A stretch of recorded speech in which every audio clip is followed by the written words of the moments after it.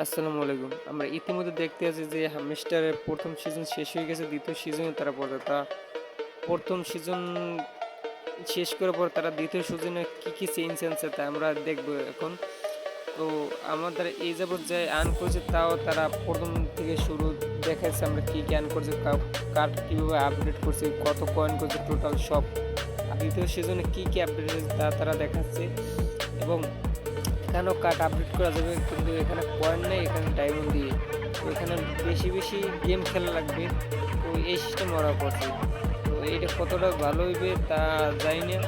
তো ওরা অনেক পরিবর্তন আনছে তা আমরা এই ইতিমধ্যে দেখবো কীভাবে কয়েন আর্ন করা যাবে তাও আমরা দেখবো।